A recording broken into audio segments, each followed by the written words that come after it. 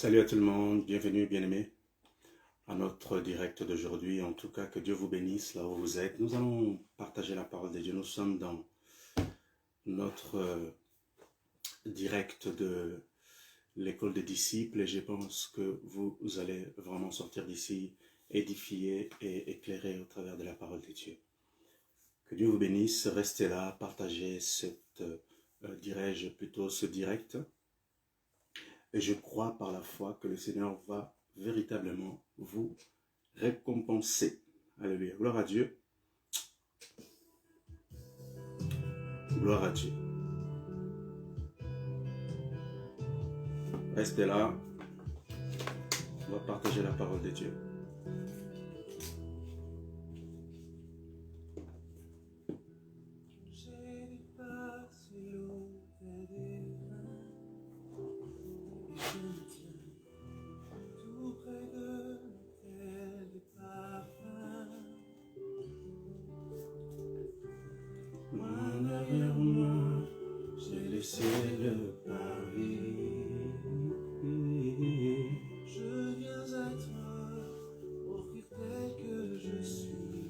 Au-delà du voile, je t'adore. Bienvenue à chacun. Dieu vous bénisse, bien-aimés.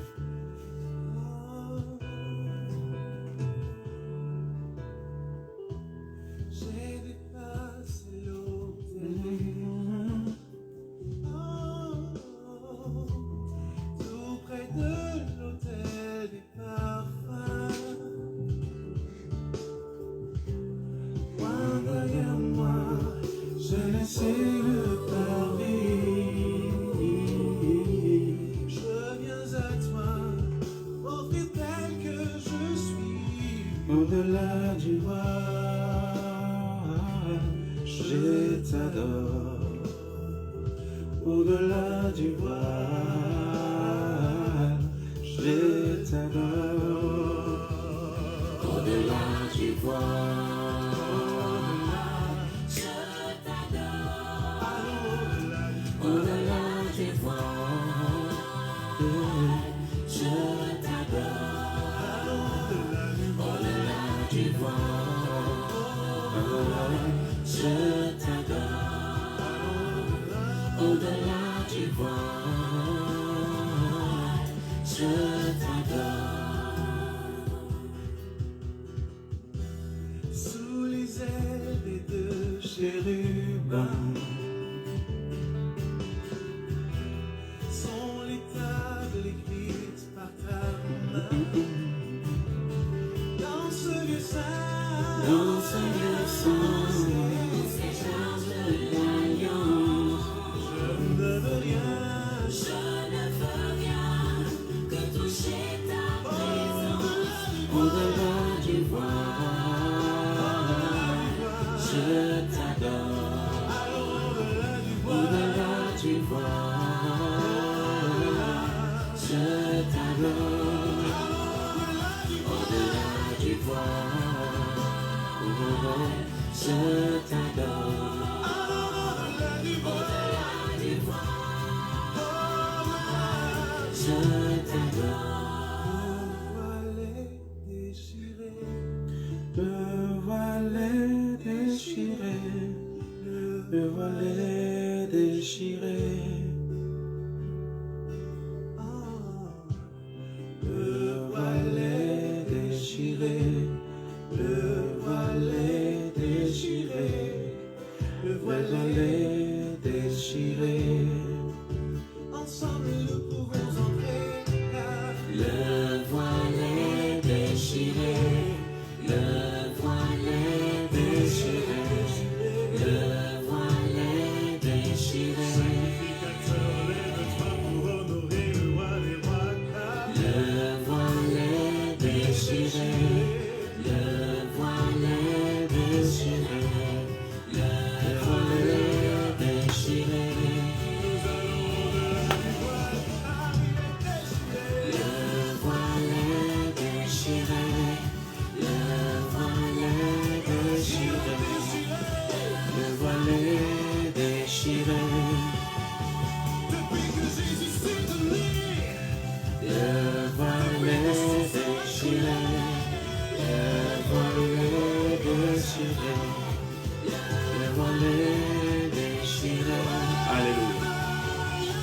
Au-delà du voile, je t'adore. Au-delà du voile, je t'adore. Au-delà du voile. Alléluia. Au-delà du voile, je t'adore.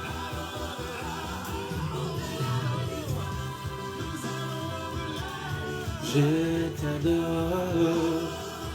Au-delà du voile, je t'adore.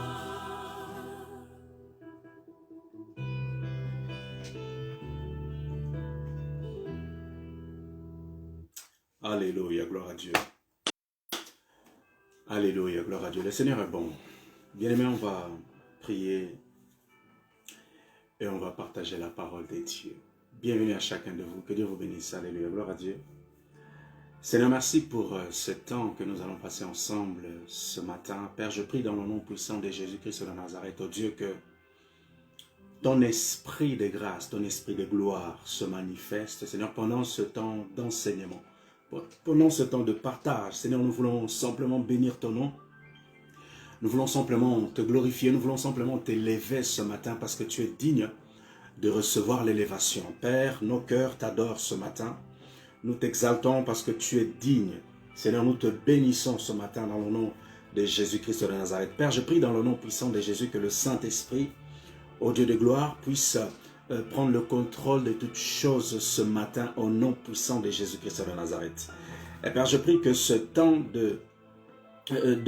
ce moment de l'école des disciples, Père, ce soit des moments vraiment édifiants, que ce soit des moments, ô Père, d'enseignement, que ce soit des moments, Père de gloire, que chacun puisse prendre sa part. Et Père, nous te bénissons parce que nous croyons, Seigneur, que pendant ces temps, nous sortons d'ici édifiés, nous sortons d'ici bénis, nous sortons d'ici instruits et nous sortons d'ici équipés. Père, nous te rendons toute la grâce et nous prions encore dans le nom de Jésus pour nos cœurs. Seigneur, que tu touches nos cœurs ce matin, que tu remplisses nos cœurs de graines, ô Dieu de gloire, qui est ta parole, dans le nom puissant de Jésus. Père, que la gloire te revienne, que la gloire te revienne ce matin, c'est dans le nom précieux de Jésus que nous avons prié. Amen. Bien-aimés, bienvenue, nous allons partager la parole de Dieu. Écoutez, je ne veux pas être très percutant aujourd'hui, je vais essayer d'être calme, d'essayer de parler calmement et d'enseigner tout simplement la parole de Dieu parce que nous sommes dans notre école de disciples et tous les vendredis, je veux vraiment enseigner dans cette école et je crois que le Seigneur va vous bénir, bien-aimés, je crois que le Seigneur va vous bénir et il va vous enseigner. Gloire à Dieu. Alors ce matin, nous allons tout simplement partager la parole divine, la parole de Dieu. Nous allons tout simplement partager la parole de Dieu. Alors, notre message de ce matin, notre thème est celle-ci, marcher par la foi et non par la vue naturelle. Je répète, le thème de ce message est marcher par la foi et non par la vue naturelle. Alors, bien-aimés, vous et moi, nous connaissons c'est quoi la foi. Je l'ai déjà défini plusieurs fois. Et nous savons c'est quoi la foi. Parce que la Bible dit que Dieu a départi une mesure de foi à chacun de nous. Bien-aimés, tout être humain a une mesure de foi à l'intérieur de lui, pardon. Qu'il soit chrétien ou pas, l'être humain a la foi enfouie en lui. Ce matin, nous allons parler de ça, de la foi, marcher par la foi et non par la vue. Voyez-vous, dans notre génération d'aujourd'hui, c'est quand même une génération très compliquée parce que les gens préfèrent vivre une vie en fait comme si nous étions dans un fast-food en fait, ok? Nous mangeons rapidement et la nourriture est faite rapide et tout le monde mange et on s'en va. Mais bien aimé, la foi n'est pas comme ça. La foi n'est vraiment pas comme ça et notre foi, elle doit grandir. Et notre foi doit prendre des muscles, si j'ose dire ainsi en fait. Et vu que vous avez une mesure de foi, vous devez véritablement marcher selon la foi, pas selon la vue. Vous devez véritablement marcher selon la foi, pas selon la vue. Parce que si vous marchez selon la vue, vous allez avoir des gros problèmes sur le chemin de votre destinée. Parce que voyez-vous, les choses de la vue naturelle ne sont pas compatibles aux choses de l'esprit. La Bible déclare que Dieu est esprit. Et Dieu dira même, celui qui s'attache à lui, à son esprit, devient un seul esprit avec lui. En d'autres termes, votre foi, bien-aimé, a besoin d'être nourrie. Votre foi a besoin d'être attachée à la parole de Dieu et attachée à l'esprit de Dieu. Votre foi, elle a besoin de ça. Alors, marchez par la foi, non par la vue. C'est très important. Je disais tout à l'heure, si vous marchez par la vue, vous allez avoir de gros ennuis. Si vous avez donné votre vie à Christ, si Jésus-Christ de Nazareth vit en vous, comme dit la parole de Dieu, si vous l'avez reçu, sachez que vous devez fonctionner selon la foi, pas selon la vue. Parce que dans notre monde d'aujourd'hui, les gens préfèrent vivre selon la vue. Regardons par exemple tout ce qui se passe dans Facebook. Les gens croient facilement ce qui se passe dans Facebook. Pourquoi? Parce que c'est des informations qui sont mises à la va-vite rapide. Et mais par ce support, dirais-je, de médias, c'est un support où on met également beaucoup de mensonges.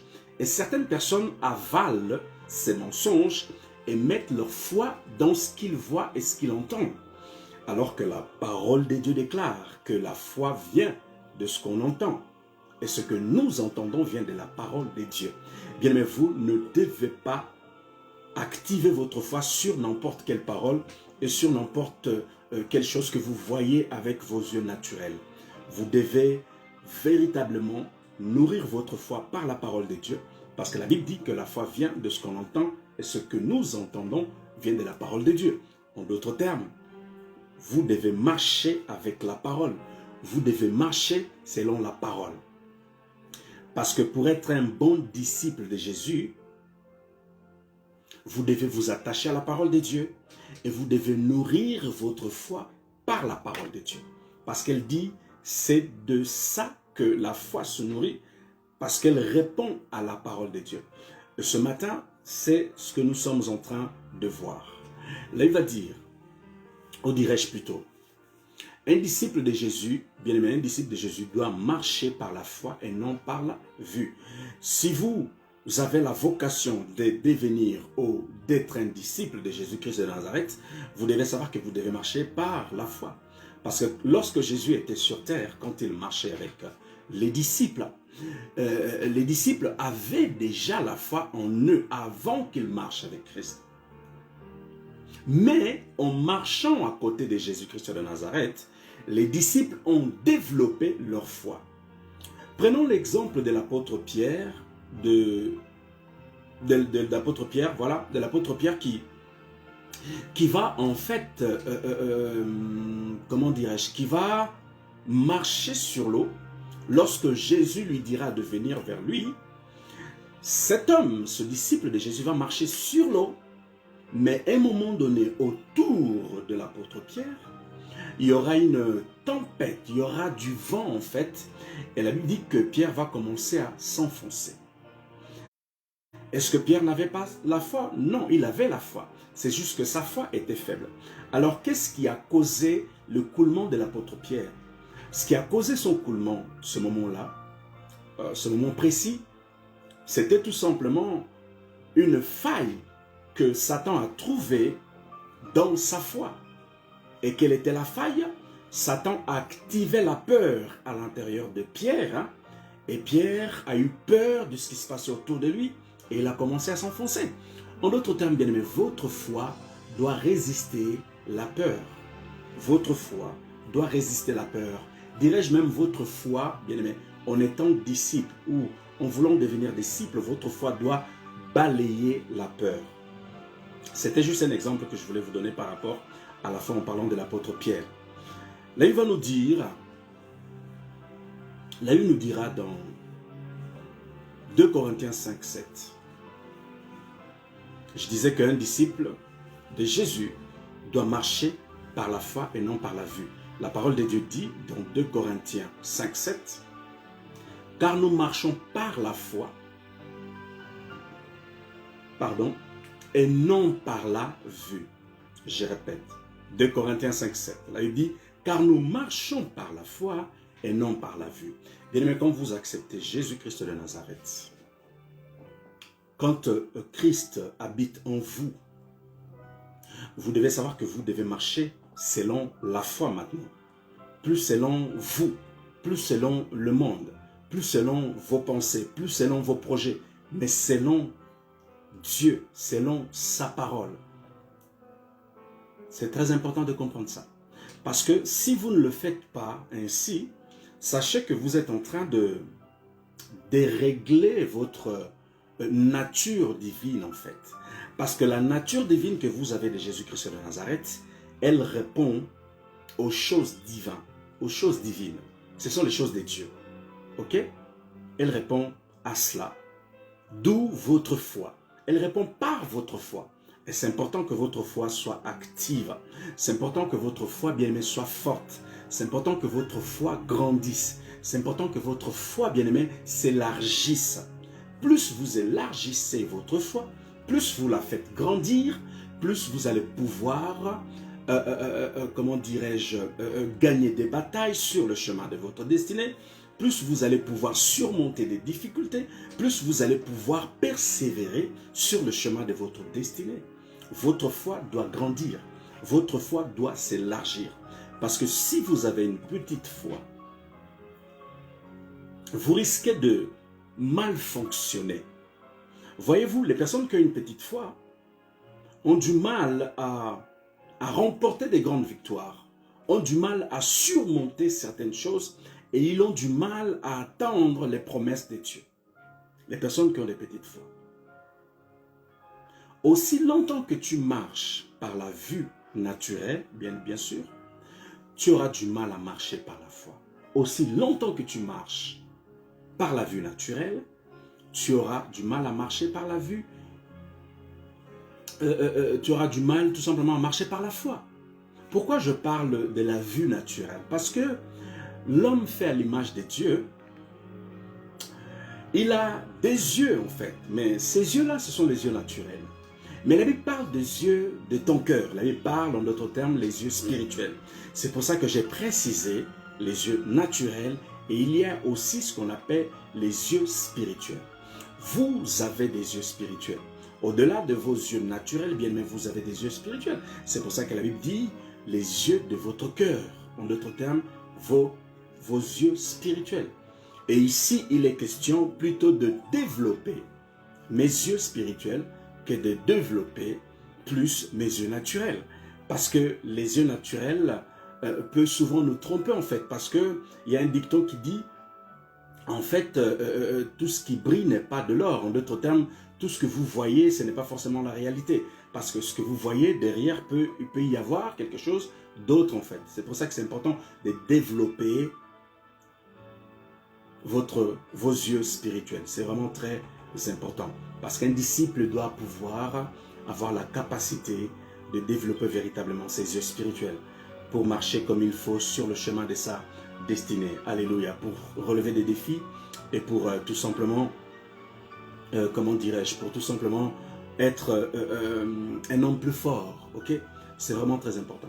Hébreu, prenons Hébreu. Hébreu 11.1 va nous dire, « Or la foi est une ferme assurance des choses qu'on espère, une démonstration de celles qu'on ne voit pas. » Un disciple doit avoir une foi, comme je disais tout à l'heure, forte, une foi robuste, une foi consistante.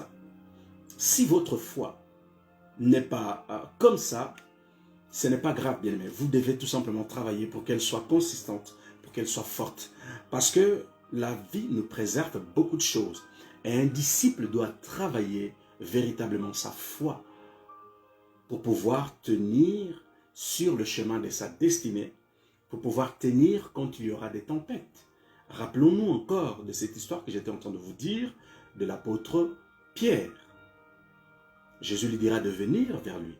Il va venir, mais à un moment donné, il va commencer à s'enfoncer. Parce que sa foi était faible. Sa foi était faible en fait. Il a douté. Il avait douté. C'est ce qu'on appelle les ennemis de la foi. Le doute est un ennemi de la foi. Il avait douté. La peur est un ennemi de la foi. Il avait douté, il avait eu peur en fait. C'est pour ça qu'il a commencé à s'enfoncer. Mais votre foi doit être forte, doit être consistante, véritablement forte, pour pouvoir vivre non seulement des exploits, mais de vivre aussi des merveilles de Dieu sur le chemin de votre destinée. Alléluia. On va voir rapidement les 5 choses que je dois ajouter à ma foi. On va voir les 5 choses que nous devons ajouter à notre foi. Vous devez ajouter à votre foi la fermeté. Une foi qui n'est pas ferme, c'est une foi qui se fera balloter de gauche à droite. Et pour vous donner l'exemple d'une foi ferme, je vais vous emmener vers l'histoire d'Abraham. Abraham avait une foi très ferme.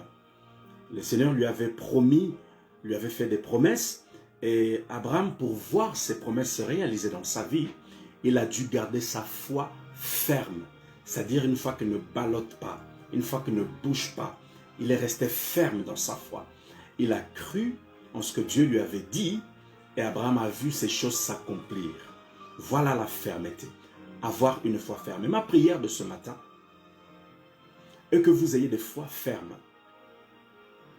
Et que le Seigneur fasse de vous des vrais disciples avec une foi ferme. Dans le nom de Jésus-Christ de Nazareth. La deuxième chose que je dois ajouter à ma foi, c'est l'assurance. Je répète, la deuxième chose que je dois ajouter à ma foi, c'est l'assurance. Bien-aimé, l'assurance, c'est une chose merveilleuse. Si vous n'avez pas l'assurance des promesses que le Seigneur vous a faites, vous n'allez pas pouvoir vivre ces promesses, ou vous n'allez pas pouvoir voir la réalisation de ces promesses. Pourquoi? Parce que vous avez besoin de votre assurance pour voir ces choses se réaliser. Votre foi a besoin d'avoir l'assurance en elle-même. C'est très important. Je vous donne l'exemple de Daniel dans la fosse aux lions. La Bible nous parle de l'histoire de Daniel. Il va nous raconter que Daniel sera placé par un roi. À un moment donné, les personnes qui travaillaient avec Daniel vont chercher en fait à trouver des failles pour faire condamner Daniel par le roi. Lorsque Daniel est jeté à la fosse aux lions par le roi, Daniel savait qu'il sortirait de là. Qu'il sortirait de là sain et sauf. Pourquoi? Parce qu'il savait que Dieu pouvait l'en délivrer si seulement il croit par sa foi, ou si seulement il croyait par sa foi en fait. Et la Bible dira dans Daniel 6, 19. On va lire ça rapidement dans Daniel 6, 19.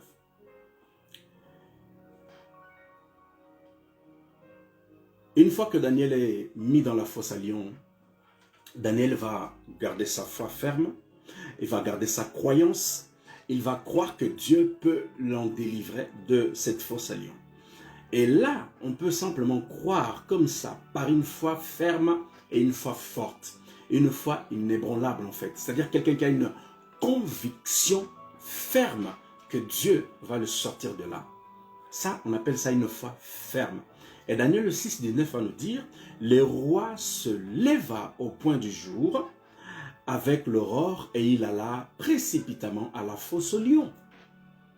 20. En s'approchant de la fosse, il appela Daniel d'une voix triste. Pourquoi? Parce que ce roi aimait Daniel. Ce roi ne voulait pas faire du mal à Daniel. C'était les gens qui travaillaient avec le roi qui ont inventé une histoire comme quoi Daniel avait péché alors que Daniel ne l'avait pas fait. Continuons notre lecture. 20. En s'approchant de la fosse, il appela Daniel d'une voix triste. Le roi prit la parole et dit à Daniel, Daniel, serviteur du Dieu vivant, ton Dieu, que tu sers avec persévérance, a-t-il pu te délivrer des lions? Et Daniel dit au roi, roi, vis éternellement. 22. Mon Dieu a envoyé son ange et fermé la gueule des lions, qui ne m'ont fait aucun mal, parce que j'ai été trouvé innocent devant lui et devant toi non plus. Ô roi, je n'ai rien fait de mal. Voyez-vous, la foi de Daniel va permettre en fait que Dieu puisse envoyer l'ange pour l'en délivrer. Parce que sans la foi, il ne pouvait pas vivre ces choses. Il devait mettre sa foi en action, il devait mettre sa foi en mouvement pour pouvoir voir la main de Dieu agir en sa faveur. Il était dans une fosse à lions, il y avait beaucoup de lions, mais Daniel est sorti de là sain et sauf. Pourquoi? Par la foi. C'est important de marcher par la foi, c'est important de vivre par la foi. Il était conscient que en agissant selon la foi, en répondant les choses selon la foi, il savait que Dieu allait l'en délivrer de ce dilemme, de ce problème. Alléluia. Troisième chose que tu dois ajouter dans ta foi, que tu dois ajouter à ta foi, l'espérance. Vous devez ajouter l'espérance dans votre foi. Logiquement, une foi qui n'a pas l'espérance en elle-même, comment dirais-je, c'est une foi qui risque de ne pas voir le plan de Dieu s'accomplir dans sa vie. Parce que je répète, une foi sans espérance est une foi qui ne verra pas la main de Dieu, tout simplement. Si vous voulez voir la main de Dieu dans tous les domaines de votre vie, bien aimé, vous devez être rempli d'espérance. Vous devez avoir une grande espérance à l'intérieur de vous-même. Parce que celui qui espère voit les choses de Dieu se réaliser. Celui qui espère voit la grâce de Dieu se manifester. Celui qui espère verra la solution divine venir vers lui. Bien-aimé, vous êtes un enfant de Dieu. Vous voulez devenir disciple. Vous voulez marcher comme les disciples ont marché avec Jésus. Mais vous devez être rempli d'espérance. Vous devez considérer l'espérance. Vous devez espérer. Bien, mais ceux qui espèrent ne sont pas bêtes. Un homme qui espère, ça ne fait pas de vous un homme bête ou un homme ignorant, non. Les gens qui espèrent en Dieu, qui espèrent, comment dirais-je, la réalisation des promesses de Dieu, ce sont des fils et des filles que le Seigneur exauce. Parce que Dieu doit répondre à votre espérance. Dieu est obligé de répondre à votre espérance. C'est pour ça que c'est important de mettre également l'espérance, ajouter l'espérance, dirais-je, à votre foi. Ça, c'est la troisième chose.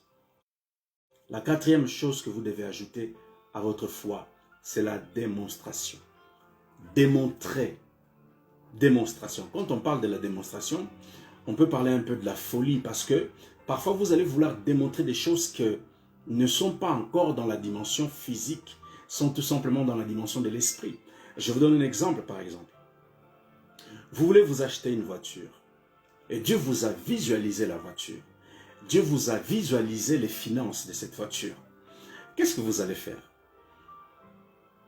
Par la foi, vous allez prendre une photo de la voiture que vous voulez, vous allez afficher dans votre bureau, ou vous allez afficher dans votre chambre, et vous allez commencer à regarder cette voiture chaque jour, et vous allez commencer à appeler cette voiture. C'est ça qu'on appelle démontrer. Vous affichez la voiture sur un mur, ok, la photo, et vous appelez la voiture. Vous parlez à la voiture en fait. Ok, vous le parlez pour qu'il se manifeste, parce que vous l'avez vu dans la dimension de l'esprit. Vous l'avez aperçu, Dieu vous l'a montré. Et vous savez que vous allez la voir par la foi. Et vous allez aller, comment dirais-je, vous allez chercher cette voiture par la foi en fait.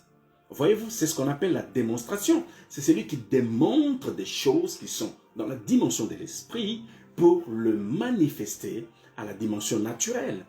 Et la foi a besoin de votre démonstration.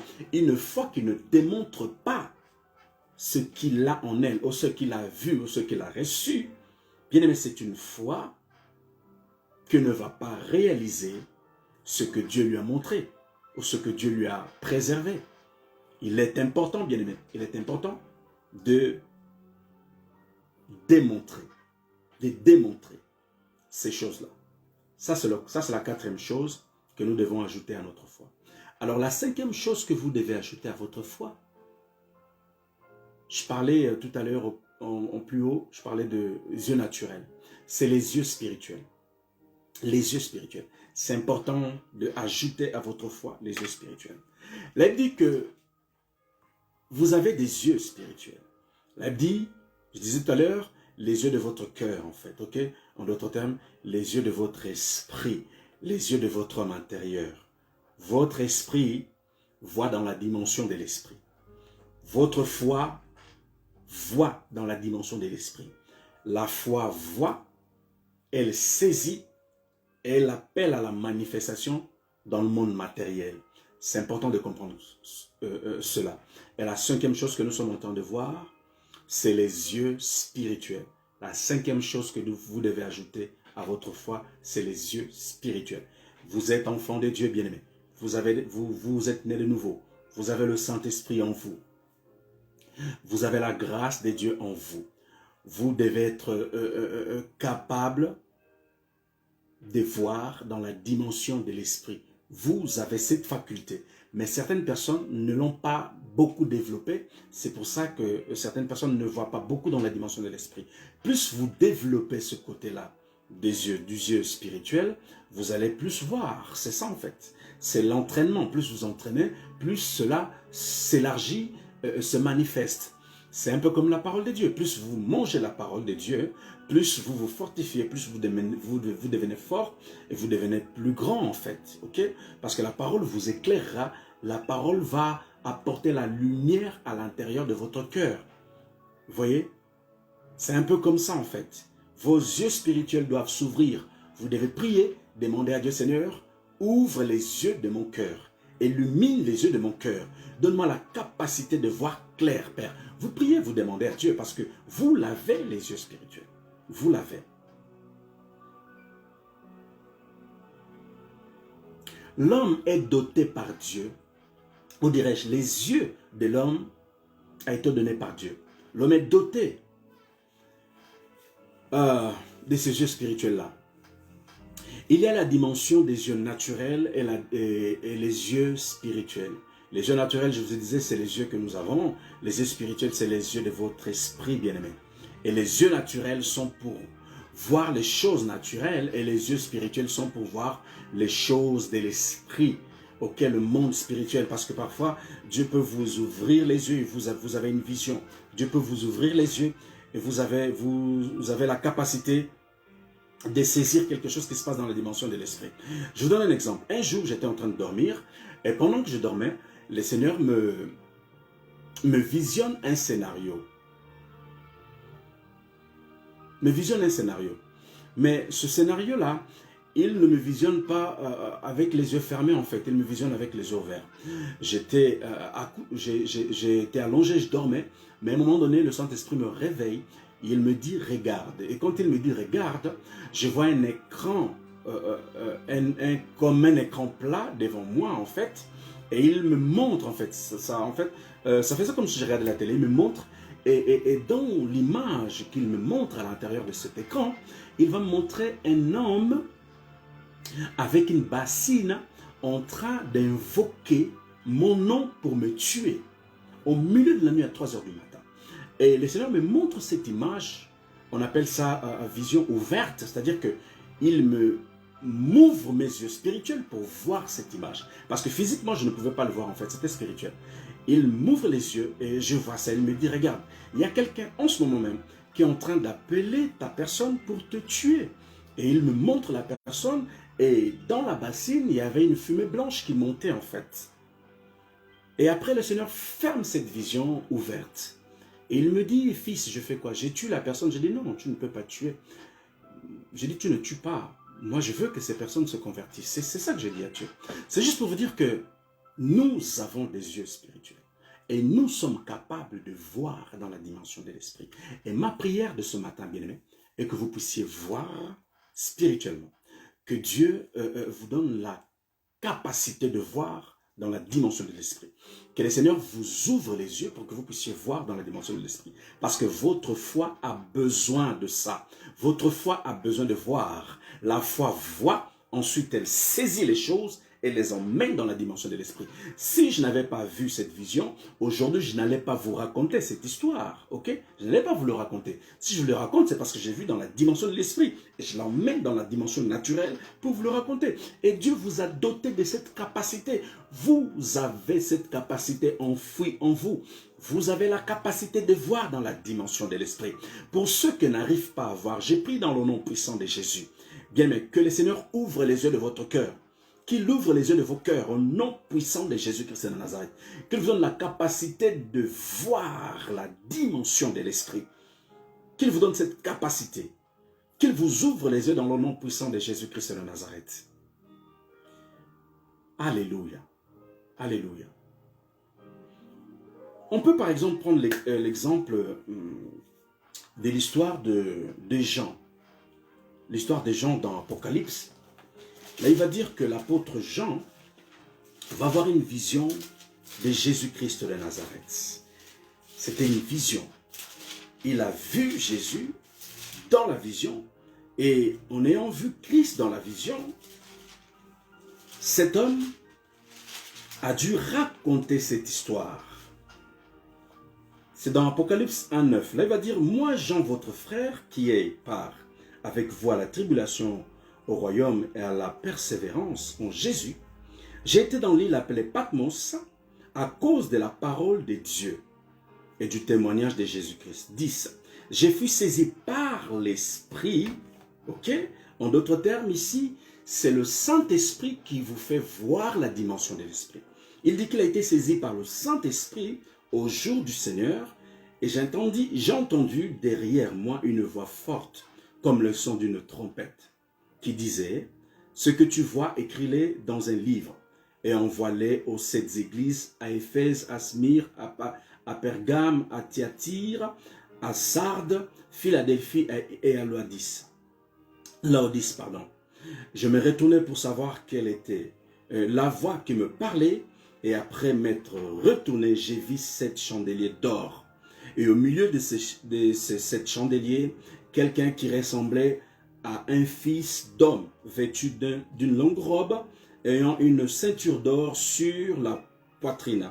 Sa tête et ses cheveux étaient blancs comme de la laine blanche, comme de la neige. Ses yeux étaient comme une flamme de feu et ses pieds étaient semblables à de l'orin ardent, comme s'il avait été embrasé dans une fournaise. Voyez-vous, là, c'était, je ne vais pas tout lire, là, c'était Jean qui va avoir une vision de la description de la personne de Jésus-Christ de Nazareth. Voyez-vous la vision. Pourquoi? Parce que Dieu lui avait doté de cette capacité. Et tous ceux qui ont Jésus-Christ de Nazareth ont la capacité de voir dans la dimension de l'esprit. Et d'ailleurs, pas simplement ceux qui ont Jésus, en fait, la nature même de l'homme, il a ça en lui. Que tu sois païen ou chrétien, bien-aimé, tu as la capacité de voir dans la dimension de l'esprit. Je m'explique. Voyez-vous, les marabouts, les sorciers, les voyants, ce sont des personnes qui voient dans la dimension de l'esprit, n'est-ce pas? Mais de l'autre côté. Pourquoi? Parce qu'ils ont cette capacité en eux, c'est Dieu qui leur a donné. Ce n'est pas Satan qui a donné cette capacité. C'est Dieu qui a donné la capacité aux hommes de voir dans la dimension de l'esprit. Bien, mais Satan n'a rien créé. Satan n'a rien inventé. Dieu est le créateur et Satan est une créature. Satan ne crée pas. Les idées que Satan donne aux hommes sur terre pour créer, pour inventer des choses, ce sont des idées que Satan, non pas des idées, en fait c'est la capacité, ou dirais-je le don que Dieu avait donné à Satan. Vous devez savoir que Dieu, quand il fait un don à un homme, il ne retire pas son don. Là, il déclare que Dieu ne se repent pas de ses dons. En d'autres termes, tous les dons que Dieu avait donnés à Satan sont avec lui. C'est pour ça qu'il a cette faculté à donner de l'intelligence à certaines personnes, à donner la capacité à certaines personnes qui marchent avec lui en fait. Mais cela appartient à Dieu, ça ne l'appartient pas. Il n'a rien créé. Satan n'a rien créé il ne créera rien. Vous devez comprendre ça. C'était juste pour vous dire que, en étant chrétien ou pas, vous avez la faculté et la capacité de voir dans la dimension de l'esprit. Et ma prière de ce matin, est celle-ci. Que le Seigneur vous donne cette capacité ce matin de voir dans la dimension de l'esprit. Mais plus les choses du côté de Dieu et moins des choses du monde des ténèbres. Je vais vous dire pourquoi. Parce que plus vous voyez des choses du monde des ténèbres, plus ces choses peuvent vous affecter, vous influencer dans le monde physique. Plus vous voyez les choses du monde des dieux, dirais-je, du monde de la lumière, ok, du royaume de Jésus, plus vous êtes affecté par cela et vous allez manifester cela en fait. C'est pour ça que c'est très important de faire attention. Un jour, le Seigneur m'a dit ceci. Il m'a dit, fils, je suis en train de te former. Je suis en train de te former et ça prendra des années. Mais sache que quand je verrai que le moment est arrivé pour ouvrir totalement tes yeux dans la dimension de l'esprit, pour opérer dans la dimension prophétique en étant prophète, ça sera le moment où je veux, en fait, comment je peux dire ça, où Dieu va estimer que c'est le moment pour moi de commencer à opérer. Il m'a expliqué pourquoi. Il m'a dit parce que le monde spirituel est un monde large et c'est un monde très dangereux. Parce que si tes fondements ne sont pas très bien assis, ne sont pas bien fortifiés, ne sont pas bien positionnés, Satan risque de t'embrouiller. C'est ça que Dieu m'avait dit. Je vais vous donner une image, non, je vais vous raconter rapidement un scénario où Satan va transporter Jésus. Là, il dirait que quand Jésus va recevoir l'onction, va aller prêcher la parole de Dieu, avant de prêcher la parole de Dieu, pardon, Satan va... non, le Saint-Esprit va envoyer Jésus pour aller être tenté par Satan. À un moment donné, Satan va, dit la Bible, transporter Jésus. Moi, je me suis posé la question, de quel type de transportation parle-t-on là? Le terme, c'est bien écrit. Satan a transporté Jésus. Alors, est-ce qu'il a transporté en esprit ou il a transporté physiquement? Mais moi, je pense que Satan l'a transporté dans toutes les trois dimensions. Son âme, son esprit et son corps, je crois. Et il l'a emmené dans une grande montagne. Il a dit, si tu es fils de Dieu, jette-toi ici. Jésus a répliqué avec la parole. Et après, il a dit, si tu es fils de Dieu, mets-toi à genoux, adore-moi, et je te donnerai tous ces royaumes.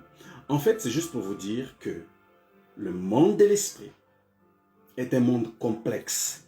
Et dans ce monde spirituel, si tu n'es pas assez assis, Satan peut te tromper. C'est pour ça que c'est important de grandir par la parole de Dieu, de croître, de s'élargir. Que le Seigneur vous fasse grâce de grandir, de s'élargir, pour devenir des hommes et des femmes fortes. Que le Seigneur vous donne la capacité de voir, comme je le disais encore, de voir, qu'il ouvre les yeux de vos esprits. Que vos yeux spirituels puissent voir le monde spirituel. C'est très important. Certaines choses vous concernant, certaines choses concernant de vos enfants, votre conjointe, vos frères et sœurs, vos familles, vos parents. Voilà. Que le Seigneur vous donne cette capacité. C'est vraiment très important. C'est vraiment très important. Le monde de l'esprit est très vaste, très très vaste. Tout ça pour dire que votre foi doit également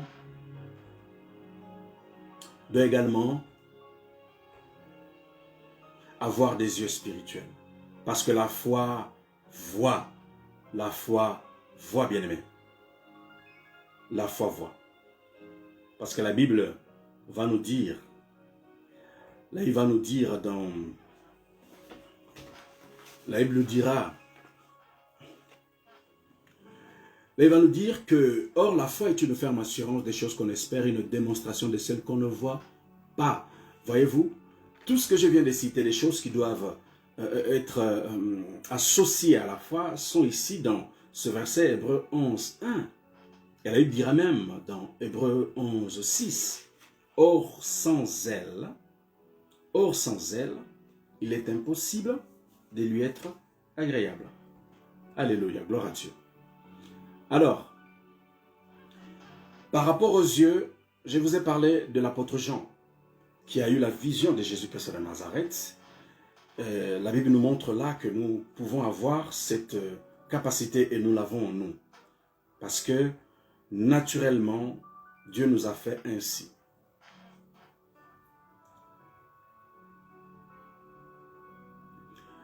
Une autre chose, lorsque Naaman va se déplacer pour aller rencontrer le prophète Élisée, nous allons voir par là que Naaman aura un problème de foi aussi. Parce que Naaman, qui était le chef d'une armée, qui était le chef de l'armée d'un roi, cet homme était un homme lépreux et il faisait tout pour se faire guérir. Il ne pouvait pas se faire guérir, il n'arrivait pas à trouver la guérison. Mais quelqu'un lui avait parlé du prophète Élisée et il a dit, bon, il faut que j'aille voir cet homme pour voir qu'est-ce qu'il peut faire pour moi. Et là, il va dire que Naaman est allé rencontrer le prophète Élisée. Naaman va rester à l'extérieur de la maison d'Élisée. Et dans sa tête, Naaman se disait que normalement, je pense que cet homme de Dieu sortira et il viendra me parler. Mais sauf que Élisée ne va pas sortir. Élisée va envoyer son serviteur aller transmettre en fait le message à Naaman. Et quel était ce message? Le message était celle-ci. Élisée va dire à Naaman, va envoyer quelqu'un plutôt pour aller dire à Naaman, dit à Naaman d'aller se jeter, plutôt se laver, cette fois dans le Jourdain. S'il fait ça, il sera complètement guéri. Et Naaman, ça l'a énervé en fait, parce que Naaman se dit, mais moi dans ma tête, je m'étais fait une image, je me suis dit que c'est un homme de Dieu, va sortir, va venir me voir, on va parler, et il va me guérir. Cet homme s'est fait son image, ou dirais-je, il a fait, en fait, il a programmé, ou dirais-je, il a visualisé l'image de sa guérison. Bien aimé, quand Dieu veut guérir quelqu'un, ce n'est pas à vous de dire, Seigneur, vous allez me guérir tel jour, tel mois, ou vous allez me guérir telle année, ou vous allez me guérir telle heure. Non, Dieu est souverain, il fait ce qu'il veut. Et Naaman ne savait pas encore ça. Pourquoi? Parce que je pense parce qu'il n'était pas enseigné, tout simplement. C'était quelqu'un qui n'était pas enseigné en fait. Et c'est pour ça qu'il a réagi ainsi. Mais, dans cette histoire, Naaman, au début, quand le prophète va envoyer quelqu'un pour dire à Naaman de laisser jeter au Jourdain, Naaman ne va pas vouloir parce qu'il va dire, mais dans le Jourdain là, c'est une eau sale, pourquoi tu veux que j'aille là-bas? Naaman ne voulait pas. Mais le serviteur de Naaman va convaincre Naaman, va lui dire d'aller. Il va lui dire d'aller et il va écouter son serviteur. En d'autres termes, il va écouter ce que le prophète avait dit. Il va accepter ça par la foi. Il va enlever son orgueil, il va accepter par la foi, il va partir au Jourdain et il va plonger, il va se laver 7 fois. Il va plonger 7 fois. Et quand il se lave, Naaman, la 7e fois, la Bible déclare que sa peau est devenue comme la peau d'un jeune homme. Ok? Il a été complètement guéri, totalement délivré de sa malédiction. Bien-aimé, le message que j'ai, c'est un long message, mais on ne va pas pouvoir le terminer parce que j'ai déjà dépassé. On est 9h55 et normalement, j'ai que 45 minutes de direct. On ne va pas pouvoir terminer, mais j'ai prié pour vous. C'est pas grave, on va pouvoir terminer ce message. J'ai prié pour vous. Vous devez tout simplement savoir que le plan parfait de Dieu est que vous puissiez en fait être des disciples de Dieu. Bien-aimé, chrétien, c'est autre chose. Disciple, c'est une autre chose. Je vais vous expliquer c'est quoi un chrétien. Les chrétiens, ce sont des personnes qui viennent écouter la parole de Dieu. Ok? Ça, c'est les chrétiens. Les disciples, ce sont des personnes qui écoutent la parole de Dieu, la pratiquent et suivent le maître. Je répète, le chrétien est celui qui écoute tout simplement la parole. Mais le disciple est celui qui écoute la parole, la pratique et suit son maître. C'est-à-dire qu'il fait tout pour ressembler à son maître. C'est comme ça que les disciples de Jésus faisaient quand ils étaient avec Jésus. Ils suivaient Jésus, ils écoutaient ce que Jésus disait, ils pratiquaient ce que Jésus disait et ils collaient au leader qui était Jésus de Nazareth en fait, le maître. Et le désir de Dieu, bien aimé, le désir de Dieu est que vous puissiez être et devenir des disciples. Pas simplement des auditeurs oubliés en fait.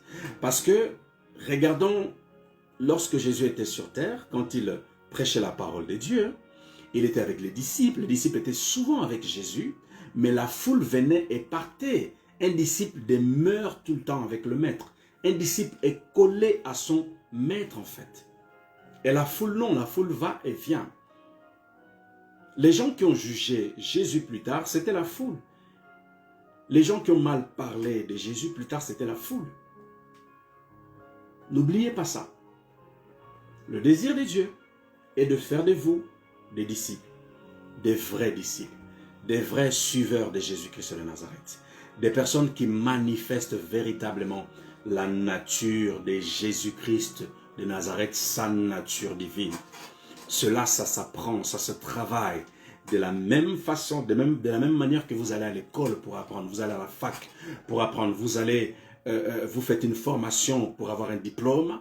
Bien aimé, notre marche chrétienne, c'est une école. On apprend chaque jour, on apprend chaque année. Ne te dis pas, non pasteur, je n'arrive pas, je ne sais pas comment je vais faire, j'ai du mal à comprendre. Bien aimé, prie et attends ton tour. Bien aimé, attends ton tour. Dieu va forcément te visiter un jour. Il va forcément te toucher un jour. Il va forcément changer les choses dans ta vie un jour. Si seulement tu mets ta foi en avant. Vous devez mettre votre foi en avant. Vous devez mettre votre foi en action. Vous devez saisir les choses par la foi. Vous devez croire par la foi. Et vous allez voir la main de Dieu agir dans vos vies. Nous sommes arrivés à la fin, je vais prier pour vous et nous allons nous séparer. Nous allons nous retrouver, on est vendredi aujourd'hui, nous allons nous retrouver dimanche, de 10h à 11h pour notre culte dominical. Que Dieu vous bénisse. J'ai prié pour vous, pour ce message. Père, merci pour ce message. Merci pour ces paroles, les bénédictions pour mon frère qui ont été libérés. Seigneur, j'ai prié dans le nom puissant de Jésus, comme nous avons parlé de la foi, que tu rendes une foi plus forte ce matin, que tu fortifies la foi de quelqu'un, que tu rends une foi plus robuste au nom puissant de Jésus-Christ de Nazareth. Et Père, je prie que tu saisisses chacun par la main et que tu les emmènes de victoire en victoire, Père, des croissances spirituelles en croissance spirituelle, dans le nom puissant de Jésus-Christ de Nazareth. Seigneur, c'est lui qui est démoralisé, que tu viennes booster son homme intérieur, que tu puisses déverser la joie à l'intérieur de lui, dans le nom puissant de Jésus-Christ de Nazareth. Père, je te bénis, parce que tu es en train de poser, tu es en train de bâtir, Seigneur, Père, un édifice dans la vie de mon frère. Tu es en train de déposer, Père, dans leur cœur des semences qui vont porter du fruit un jour. Seigneur, nous te rendons toute la gloire, nous te bénissons, Père. Merci pour ta main dans la vie de chacun. Merci pour ta protection dans la vie de chacun. Merci pour ta couverture divine dans la vie de chacun. Père, je te rends grâce parce que tu es bon pour chacun de nous. Alors je viens te confier chacun. J'ai pris dans le nom de Jésus que le sang de l'agneau couvre chaque personne. Père, que la gloire et l'honneur te soient rendus. Dans le nom puissant de Jésus-Christ de Nazareth, nous avons prié. Amen. Bien-aimés, nous sommes arrivés à la fin. J'ai passé un moment formidable avec vous. Que la grâce de Dieu le Père, la communion du Saint-Esprit soit avec vous tout au long de cette semaine. Que Dieu vous bénisse et je vous dis à dimanche. À bientôt. Bye bye.